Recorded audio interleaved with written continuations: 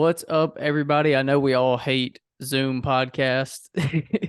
We do not like it, neither Kenny nor me. So we're gonna do a little breaking news on the Bluff episode edition with me and Kenny.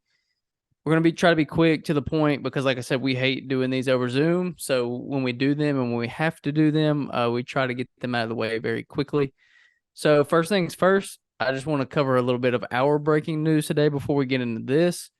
Today we made some big announcements over at Bluff City Media. We added Grizzly Bear Blues from SB Nation and the 901 Soccer Podcast, which they cover Memphis 901 FC and the Memphis Americans. That's all Lawrence Dockery.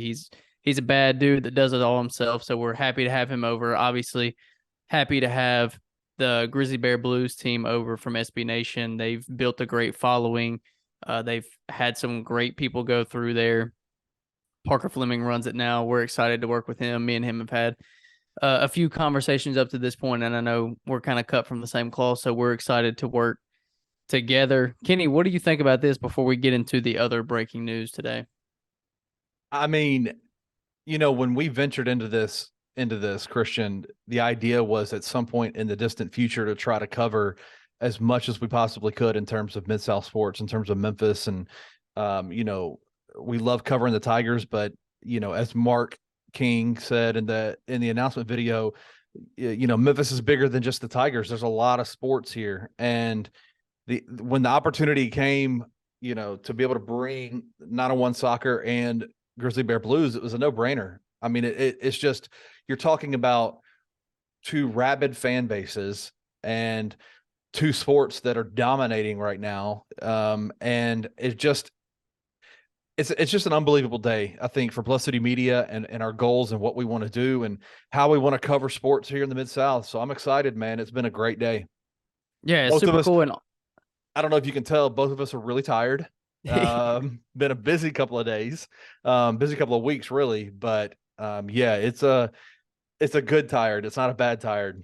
no, it's all good. And we also today announced our Bluff City Insider program, and this is super cool. This is super awesome. I did a video on this earlier this week. You'll be able to see that on YouTube. We'll have an article up as well.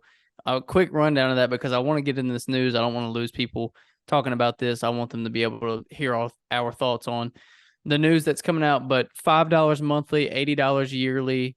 You can look at what all you get with each package on the site. I'm not going to go into major details here, but check that out if you're interested in exclusive insider content on a monthly or yearly basis. It's affordable, $5 for a month, $7 per month for the year. But trust me, when you look at what all it adds, you'll understand why the price is a little bit higher for yearly. Great value either way, in my opinion. And I'm not just saying that because I work for the company. I mean, most subscriptions to sites are higher than $5 or $7 a month. So I think it's a great deal. With that being said, let's move on from that stuff. We've had a great day. Memphis, on the other hand, not so much. It was announced that starting guard Keonte Kennedy broke his wrist, and that is extremely, extremely unfortunate. He's become, in my opinion, the third best player on the team. He's been the best three-point shooter on the team, which you can't afford to lose your best three-point shooter. So at such a critical time when, Kendrick Davis missed the last game, even though you get Alex Lomax and Malcolm Dandridge back, I think we all knew how important Keonte was going to be down the stretch that throughout the last few games into the conference tournament, into potentially the NCAA tournament. Kenny, what are your thoughts on losing Keonte Kennedy to a wrist injury? It's kind of our natural instinct, I think, as people in the media to go, okay, breaking news happens. How does it impact the team? And I think that's a worthwhile discussion that we should definitely have. But I think it's also important to realize that we're talking about a young man who has specifically stated over this last year that he's been here at Memphis, that the reason he came here was for an opportunity to play in the NCAA tournament. And this news, we don't know the ins and outs of the injury. Obviously, anytime surgery is involved, it's never a good thing. I'm not a doctor, but I would suspect that he's probably not going to play for the rest of the year. And that's just devastating. It's hard to not take a step back and just feel really, really bad for that young man. Yeah, I completely agree. When I think that gets overlooked a lot when we talk about injuries because we're so used to them, whether that be in collegiate, professional sports, whatever level, we're so used to injuries that we don't think about the people that they're happening to. But he's been amazing all year. You've heard no trouble, no issues from Keonte Kennedy. He's been great on the floor. So it is a devastating injury for him because obviously, as you mentioned, came here to play in the NCAA tournament.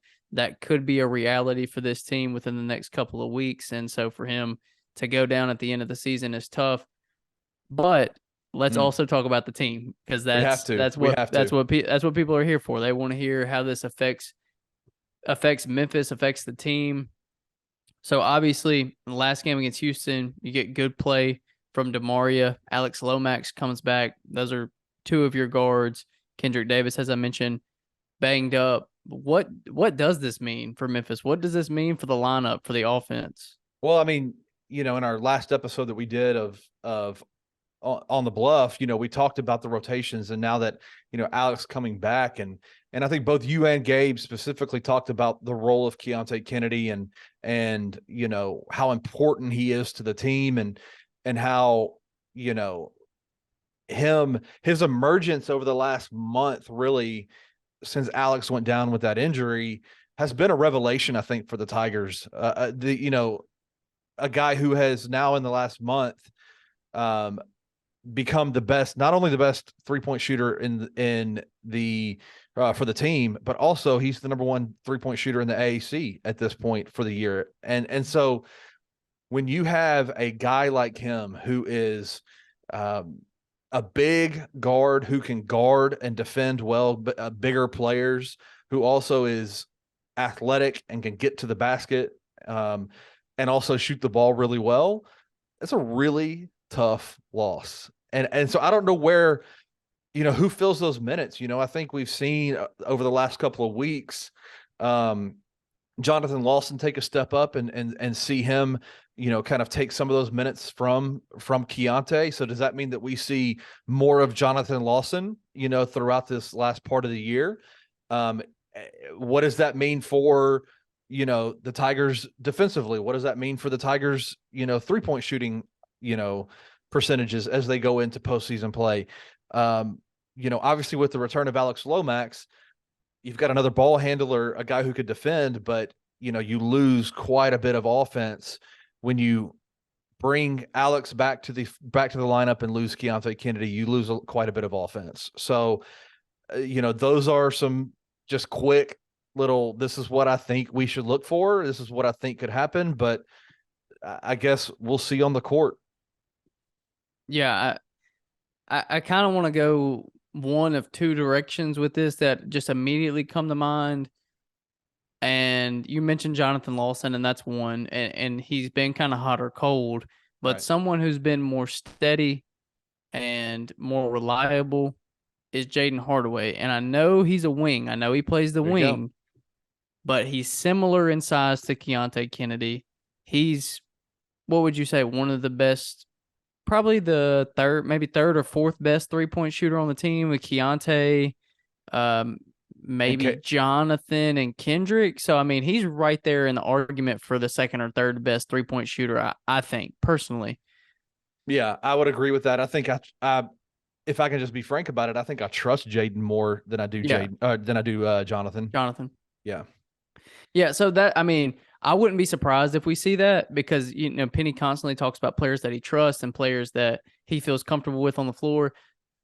Who's he more comfortable with on the floor than his own son? I mean, I would say Jaden and Alex are the two guys that he's the most comfortable. I'm not like putting Kendrick in that. I'm talking about rotational players outside of Kendrick and DeAndre. I would say Jaden and Alex are the guys that he trusts the most on this team. So I wouldn't be surprised if we see him play because he's similar, right? He's similar in size. Keonte really stays on the perimeter most of the time and takes open shots, and that's kind of what Jaden does as well. So personally, if it were me, obviously I'm not nearly the basketball mind that Penny Hardaway is, but if it was me, I think I would inject Jaden into the starting lineup and let him play that.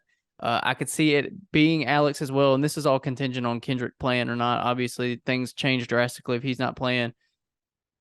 But with your normal starting lineup, if it's Kendrick at the 1, I wouldn't mind seeing Jaden and Elijah run the 2 and 3. I think it makes sense because if you throw Alex out there, then you're really undersized in the backcourt. So Right. to me, it's either got to be Jonathan or Jaden to fill that size role. And to me, Jaden has been a better shooter. We know Jonathan's a really good shooter, but Jaden's a little bit more trustworthy on the defensive end of the floor, and that's where Penny takes pride in. So I would like to see it be Jaden just because he's been rock solid this year. Well, I think, and Penny has stated it numerous times, and I think a lot of times we undervalue this statement. Jaden will never make mistakes he'll never shoot you out of a game. He'll never foul at the wrong time. He'll never turn the ball over at an inappropriate time. Like, he very rarely hurts the team. You know, and that's something that I think is specific to this year, alone. Like, you can tell he's a veteran player who is a coach's son, who is a guy that knows when to take shots and when not to. And that is a valuable characteristic of a basketball player, is somebody who knows their role and knows when to assert themselves and when not to. And that's what I think Jaden provides for this team. And when you lose a player like Keonte, having stability behind it is very, very, very important. And so I agree with you. I do think that's probably the direction that you'll see Jonathan get minutes, because Jonathan's an effective player. He will make mistakes at at inopportune times, but all in all, he's a pretty effective player. I do suspect that we'll see Jaden kind of step in that role, that starting role for Keonte, just to kind of steady the ship as they are, going into postseason play. Yeah, we'll see. I mean, so we're recording this pretty early in the afternoon. Memphis plays Wichita State tonight on the road. We have no idea if Kendrick's playing yet. That hasn't been announced. Yeah. So we don't know anything yet as far as who's going to be on the floor, who's not. Obviously, if Kendrick's on the floor, I think that clearly makes things a lot easier. And if he's not, then this starting lineup looks really weird. Regardless of how they do it, it's probably going to look really weird. So we don't know yet. We don't know when this is going to come out yet. So we're just kind of stuck in limbo right now. We have no idea. But we just wanted to bring, we're throwing stuff, and if it sticks, then it sticks. If it doesn't, it doesn't. Yeah. We just wanted to be able to give you guys an avenue to come hear at least somewhat of an opinion on the news of Keonte Kennedy. And that's kind of what we're doing here. We'll see tonight what it looks like against Wichita State in a must-win game. Memphis needs to win the next 3 games to pretty much lock in a tournament appearance. So this couldn't come at a worse time in the season. This is tragic timing for Penny Hardaway and the staff, and let's just hope that they can overcome it, because we know how important an NCAA tournament berth this year is. But with that being said, Kenny, let's wrap this up. We don't want to go long with this, and we've probably already been 15 minutes or so. So let's get out of here. Appreciate you guys for joining us. All the stuff that I mentioned at the top of the episode, Grizzly Bear Blues, 901 Soccer Podcast, Bluff City Insiders, all this stuff is supposed to become rock solid official on March 1st. Just wanted to let you guys know that. And as far as the insider stuff, it's kind of our soft launch on that. So it's open. You can go subscribe and become either a monthly or yearly member. But our hard launch will technically be March 1st. We just want to get it out there, start getting a push on it. But you guys are more than welcome to go sign up now. Come chat with us in the Discord for the game tonight. We'll all be on there talking about both the Grizzlies and Tigers game, because they both play on Thursday night. But believe that's it. Head over to bluffcitymedia.co, bluffcitynil.com. On YouTube, we are Bluff City Media Podcast on the Bluff Pod. Man, there's too much there's too much stuff to promote these days for me. I'm used to being more simple. But that is it. We will see you guys on Wednesday of next week back with Gabe Kuhn. We'll be recording on Monday night, and so we will see you then.